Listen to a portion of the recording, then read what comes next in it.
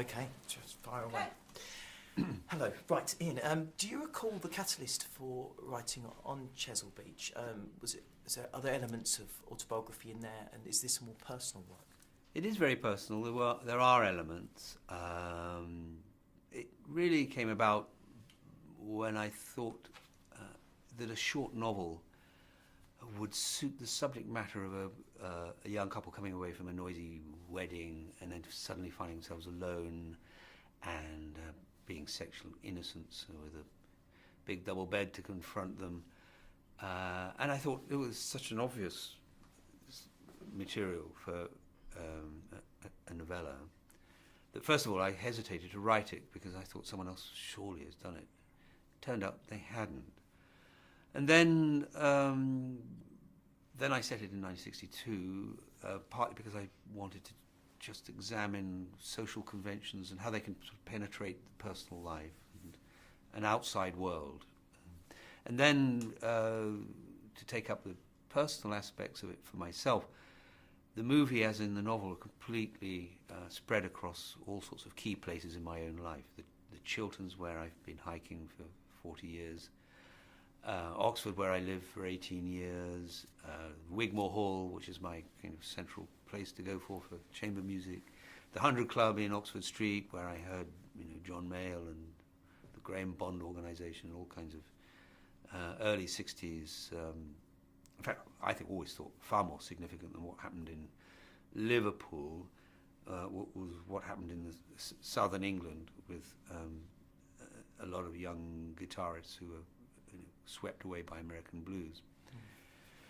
So it came out of, it's a kind of, I didn't have a wedding night like that, thank God, but something of Edward too was in me. Not that I was a fighter or anything, but coming from a non-literary background, my very first love lived like Florence's parents in North Oxford. Her father was not a businessman, as in the movie, in the novel, but a very distinguished academic.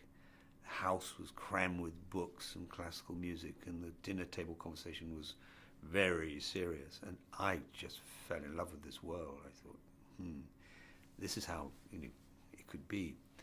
So I went to live in North Oxford many years later, 25 years later, and started a family there. In a book-filled house with something of a repetition of that primary experience. So when Florence's sister says, Edward's mum says he's a bit of a country bumpkin, doesn't know the difference between a courgette and an aubergine. Well, that was me. That tells you something about the state of English cuisine at the time too. Yes. Do you feel that as though we've eroded, that social mobility perhaps has existed post 1962 more as well? Do you feel that those conventions, those constraints, those shackles, sort of were released and we broke free from those? I don't. I think we still have huge problems with social mobility.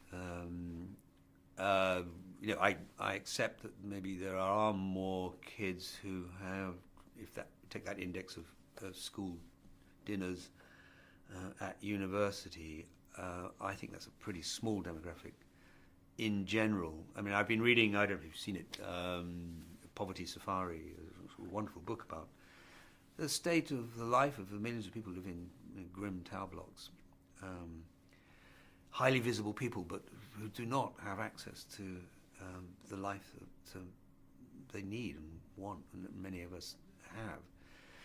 So grammar schools were the springboard then, in Edward's day, of social mobility, but that meant consigning 3/4 of the population to secondary modern schools, which were an absolute disgrace.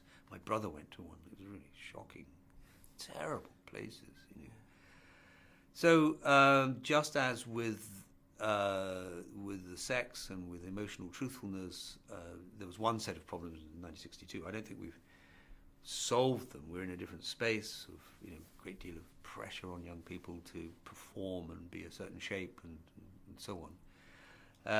But it was different, and I'd say it's still better to be here now. We can speak more frankly. Yes. And it certainly wasn't a golden age, and I'm very resistant to that Brexit notion of making Britain great again. I think if we were in a time machine travelling back to 1962, we'd find things very, very stuffy, misogynistic in the extreme, and so overlaid with conventions and various forms of stiffness that we would probably be screaming within an hour.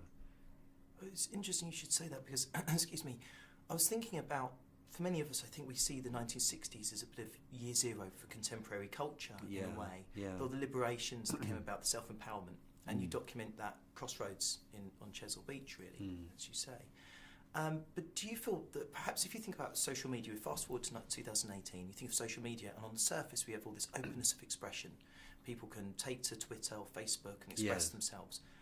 But in a way, do you think that we've actually bred a new form of conservatism? Possibly. I think social pressure now is much easier to apply, and we've learnt the trick of not getting it applied by authorities, but among peers. So peer pressure for kids in their teens is now, I think, quite horrifying. Young boys, 15, 16-year-old, obviously, powerfully curious about sex, are being have access to pornography online that really distorts expectations, and young women likewise have massive pressures. We've now got an epidemic of under-eating, as it were, among young girls. So we've delivered ourselves to another space. It feels like freedom, but sometimes we are like self-basting turkeys. It's not the government, or it's not even Google that trap us. They just provide us with the platforms for self-entrapment. But I'm more interested here in, when we say the 60s, we're really talking about 67, 68 onwards. Yeah. In 1962, you wouldn't really know it from 1958. I mean, it's not massively different. Little pockets. Where we are in Soho, you could have gone to a couple of music clubs I used to go to around here and hear John Mayall and the Blues Breakers. You could have heard the Graham Bond Organisation. You could have heard Clapton play. But that was very tiny. You could have heard Keith Richards play. I went to a bus station in Guildford and paid 2 and 6 to go in an upstairs room and hear a band called the Rolling Stones, who were just about to make their first album. Their first single, which was Come On. And the star of that was not Mick Jagger. He was just the singer. It was Brian Jones. Brian Jones. Yeah. So it was in the air, but it wasn't on a mass level.